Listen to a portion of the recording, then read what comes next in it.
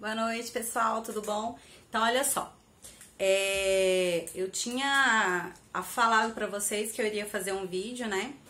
Eu tentei de muitas formas fazer esse vídeo pra vocês, porque não é algo que a gente tem costume, né? Então, a gente tem que sair um pouquinho da nossa zona de conforto pra estar aqui fazendo o melhor pra vocês, né? A gente não esperava passar por essa crise e nem por essa situação lamentável, mas que é para a segurança de todos nós.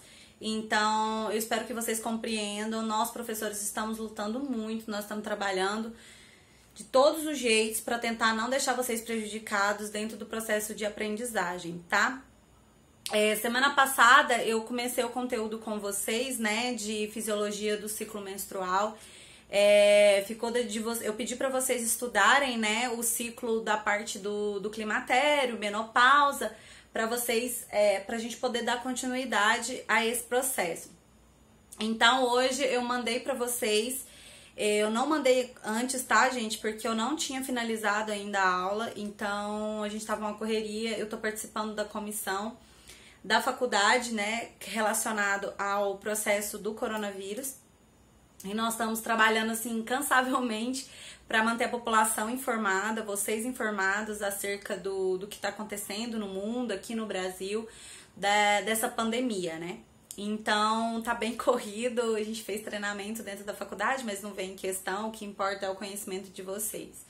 Então, eu já enviei isso, eu vou passar uma atividade, eu quero que vocês, todas as dúvidas que vocês tiverem, eu queria muito ter conseguido fazer uma live pra gente poder interagir junto, fazer junto a aula em si, né? Porque eu acho que as perguntas surgindo na hora, o aprendizado de vocês se tornam bem melhor do que quando a gente faz isso depois. Mas eu não consegui porque o YouTube, ele precisa de 24 horas para ativar o canal, para liberar essas lives. Então, talvez na próxima semana, ou até mesmo durante a semana mesmo eu faça, tá?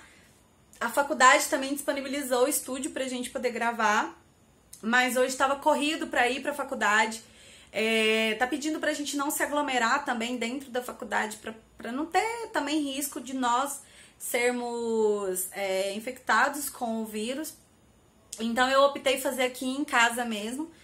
Desculpe se o áudio não é o melhor que poderia ser, se a imagem não é a melhor, mas eu acho que pelo menos se vocês me verem, se vocês perceberem o meu empenho em estar aqui, eu acho que já é bastante importante. Você sabe o tanto que eu gosto de vocês, eu queria muito estar perto de vocês pra gente poder interagir um pouquinho, tá? Mas sintam-se abraçados, beijados e que eu tô aqui pro que deve Não tenham medo, perguntem. Se as dúvidas surgirem, se você não conseguir acessar o Google Class, venha no meu privado do WhatsApp pra gente poder, de alguma forma, fazer um jeito. Eu ensino passo a passo pra você entrar no Google Class, para que todo mundo tenha acesso ao material. Ontem eu já postei o material para vocês estudarem para a aula de hoje. Hoje eu postei o slide da aula de hoje para que vocês não ficassem prejudicados de forma nenhuma, tá? Então vamos lá. A aula de hoje fala sobre o climatério e a menopausa, né? Eu tô aqui do lado, meu computador tá aqui do lado, eu vou seguindo a aula junto, então é como se eu estivesse em sala com vocês. Eu vou tentar ao máximo parecer de ser o meu natural possível, tá, gente? Eu não tô acostumada a ser filmada, então querendo ou não, também é um desconfortozinho, mas eu acho que é o de menos, tá? Então vamos lá. O climatério, pra gente entender um pouquinho da importância dos programas voltados, eu mandei pra vocês, né, o programa de atenção ao climatério e à menopausa na mulher brasileira, oferecido pelo Ministério da Saúde, é a questão do impacto demográfico que isso gera. Por que nós temos grandes políticas voltadas para esse público, né? Então, acredita-se, por vários estudos e também por uma investigação do próprio IBGE, que o número de mulheres é muito maior do que o número de homens no Brasil. Então, nós temos 51,7% de mulheres da população brasileira sendo mulheres, essa estimativa é de 2018, e 48,3% são homens. Então, a grande parte das políticas são voltadas para mulheres. Eu já expliquei também as questões do porquê que essas políticas são voltadas mais para mulheres do que para os homens, principalmente também pela questão das mulheres serem receptoras, serem progenitoras, né? Elas que carregam o feto durante todo o processo de gestação, então o cuidado com ela, de certa forma, se torna um pouco maior. Então, neste universo, nós temos 30 milhões de mulheres numa faixa etária de 35 a 65 anos. E são essas mulheres que são abordadas dentro do programa de climatério e menopausa. Por quê? Porque acredita-se que a partir dos 35 anos você tem grande chance de algumas mulheres já entrarem nesse climatério. Quando eu falo climatério, eu estou falando do período. Menopausa é o termo utilizado para quando nós temos a última menstruação. Tá certo? Então, menopausa não é um período, é uma situação em foco, ou seja, última menstruação, beleza? Então, nós vamos lembrar um pouquinho como é o ciclo reprodutivo, né? Que nós temos a mulher dentro de um processo evolutivo, de que ela nasce já com os seus folículos já existentes, eu falei na semana passada, e esses folículos eles vão ser maturados, ou inicialmente maturados, apenas na puberdade, na adolescência. Então, a partir da adolescência até a sua última menstruação, nós temos um termo chamado de menacme. Esse menacme nada mais é do que a fase que essa mulher se encontra para se reproduzir. Ou seja, ela tem desde a primeira menstruação até a última menstruação para ela reproduzir. Nesse tempo, ela pode ter filho, ela pode não ter filho, mas é o período que ela é capaz de gerar uma criança, tá certo? Então, o número de óvulos, ou de ovócitos, que é o termo correto para quando eles estão dentro dos folículos, serão liberados durante a sua vida reprodutiva, ele é determinado desde que a gente nasce. Então, nós temos um número X. Cada mulher tem um quantitativo X. É igual? Não. Nós temos similaridades, mas não igualdade. Então, durante essa fase reprodutiva, é liberado um folículo ou um ovócito por mês, certo? Ou do ovário direito ou do ovário esquerdo. Nas 2 primeiras semanas após o sangramento, nós temos os aumentos da produção do quê? Do grupo dos estrógenos. Os estrógenos, ou o estrogênio, que é um desses hormônios, eles são liberados para a maturação do folículo. Lembra que eu falei na semana passada?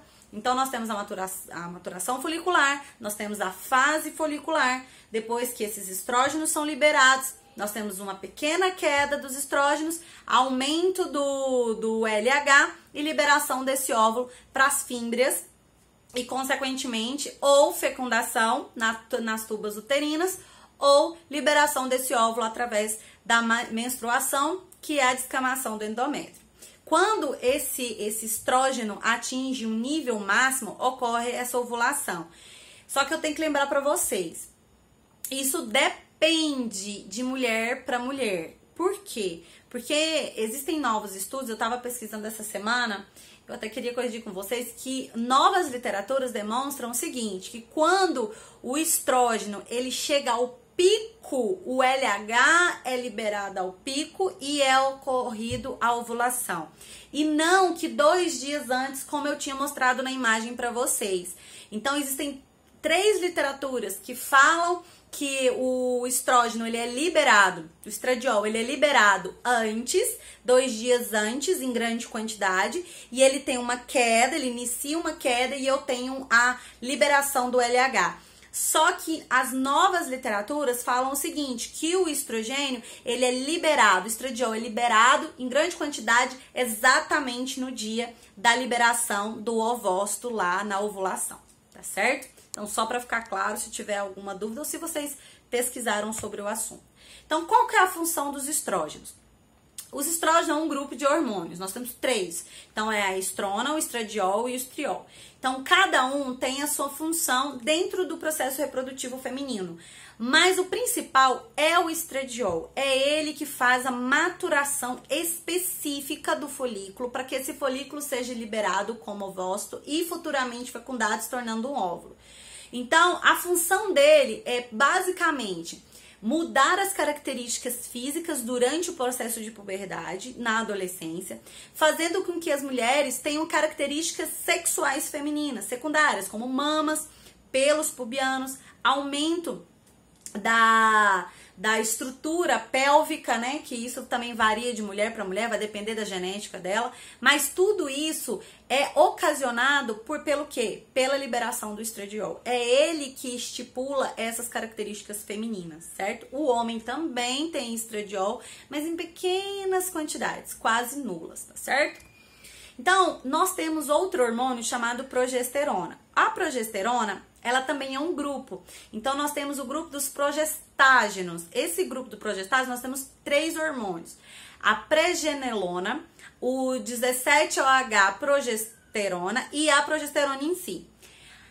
Qual a função da progesterona ou do grupo dos progestágenos? Eles têm função também durante a maturação dos folículos, mas a função dele é mais de atuar na parede do útero, certo? Do endométrio, para ajudar o endométrio a ficar rico o suficiente, nutrido o suficiente para receber aquele óvulo fecundado e, consequentemente, nidar e se transformar em um bebezinho, né? Uma placenta, mas ele também atua dentro da gravidez, como hormônio da gravidez principal, até mais do que o estradiol, e também no processo de aleitamento materno, tá? Então, ele promove o espessamento do endométrio e fazendo com que ele seja imensamente irrigado por vaso sanguíneo, deixando o útero pronto para a gravidez. E é ele que faz com que se rompa esses pequenos vasos do endométrio, que faz o processo de sangramento na eliminação do endométrio lá na menstruação. Então, vamos para o climatério, que é a aula de hoje propriamente dita. Então, o climatério, ele se caracteriza pela progressiva redução da produção de hormônios. Quais hormônios? Tanto dos progestágenos quanto dos estrogênios. Então, dentro desses 2 grupos de hormônios que são produzidos pelos ovários, mas são liberados pela adenohipófise, nós temos esses hormônios liberados em pequenas quantidades. Então, essa liberação em pequena quantidade faz com que as características físicas femininas, elas começam a entrar em decadência.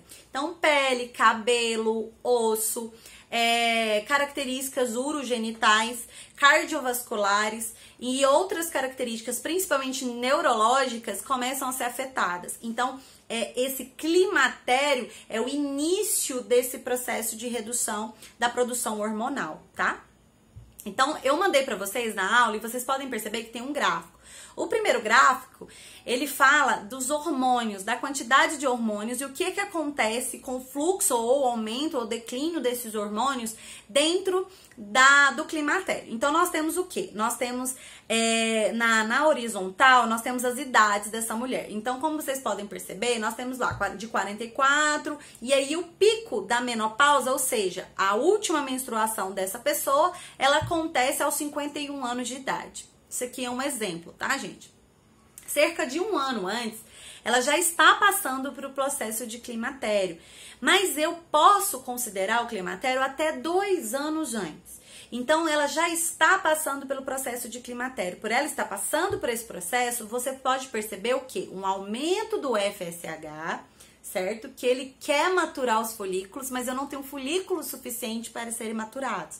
Eu tenho um declínio significativo das estronas e do estradiol, certo? A progesterona tem queda também, mas ela não está ligada à estrutura da liberação de folículos.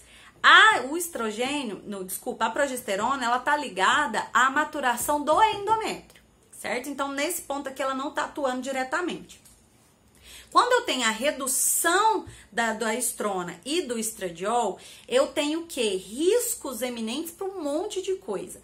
Mas uma característica que é bastante interessante da gente saber é que a estrona, ela tem 2 tipos. Esses 2 tipos de estrona, um é caracterizado pela duplicidade de células, ou seja, faz a duplicação das células. E isso faz com que o indivíduo que tenha um tipo de estrona específica, ela caracteriza-se pela produção de células defeituosas, ou seja, células cancerígenas. O que faz com que algumas mulheres, nessa época, devido a esse abaixo dessa estrona e a outra estrona que continua sendo liberada, essa estrona produtora de células, de duplicidade de células, faz com que eu comece a produzir células cancerígenas. Então é muito comum mulheres que estão no climatério e menopausa apresentarem cânceres de ovário, de útero e também cânceres de mama, tá? É exatamente por essa redução do estradiol e liberação, mantém a liberação da estrona, mas a estrona caracteriza-se pela duplicidade de células. Ela tem a duplicação das células, só que não são todas as estronas que produzem isso. Tem estronas características de duplicidade para células cancerígenas, tá? Aqui também eu coloquei a imagem de dois ovários. O ovário de uma mulher jovem e o ovário de uma mulher que já passou pela menopausa. Ou seja, ela já teve exatamente o dia da última ovulação dela. Como dá para perceber, na imagem do lado esquerdo, nós temos uma tuba nova, as fímbrias dessa tuba extremamente abertas, né, receptivas ao ovócito, e nós temos lá embaixo mostrando o corpo lúteo, o ovócito sendo liberado, a fase folicular, a fase lútea bem estabelecida, que eu mostrei para vocês na aula anterior. Mas o que eu acho muito interessante aqui é a questão da estrutura interna desse ovário. O ovário quando ele é jovem e o ovário quando ele já é velho, né? Que já passou, porque ele não tem folículo. Então, ele não tem vida ali dentro. Então, a falta de folículo significa o quê? Eu não tenho óvulo para ser fecundado, eu não vou produzir óvulo mais. Então, a característica de diminuição do estrógeno também tem devido à falta desses folículos, porque é a presença do folículo que estimula a liberação do estradiol, né? Dos estrogênios em si. As manifestações clínicas, elas são variadas, isso de acordo com o órgão afetado. Então, temos a pele, nós temos os ossos, nós temos o sistema cardiovascular, mas nós temos principalmente o sistema nervoso. Dentro do sistema nervoso, as características principais é a alteração do humor, porque com a liberação excessiva de estradiol, que deveria ter nas mulheres no seu período fértil, nós temos a liberação também da serotonina, que é o hormônio da alegria. Então, quando eu tenho diminuição da liberação do estradiol, eu atuo diretamente no córtex cerebral, que é onde eu atuo a liberação da serotonina e é onde eu tenho a sensação de felicidade e alegria. Por isso que muitas mulheres que passam pelo climatério e entram na menopausa, elas começam a apresentar transtornos relacionados ao humor. Então, memória fraca, déficit de atenção, sensação de cansaço, memória fraca, tristeza, algumas se tornam depressivas, ansiosas, o que isso gera bastante transtornos e até mesmo a procura cessante por medicamentos que atuam diretamente nessa diminuição da liberação de serotonina, né? E o hormônio do prazer, a dopamina, também pode ficar o quê? Diminuído. Então, os ovários cessam a produção hormonal, o que faz com que eu tenha uma diminuição do déficit, o que atua diretamente na apresentação de um déficit de atenção dessa mulher. Outra questão significativa, que é bastante importante que vocês saibam, é a questão do sono.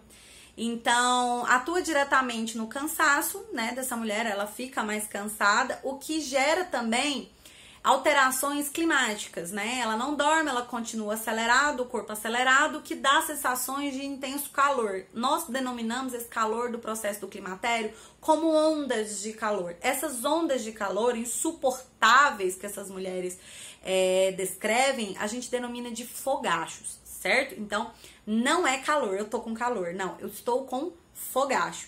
E isso só é manifestado em mulheres no climatério, tá?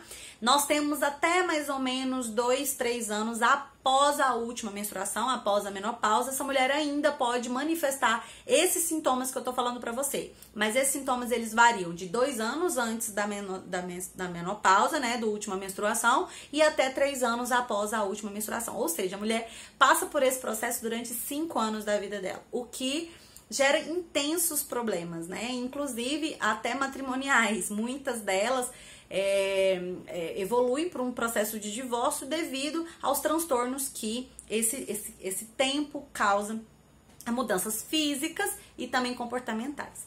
Então, nós temos a insônia, os fogachos, com a diminuição da progesterona, eu tenho alteração imediata na qualidade do sono.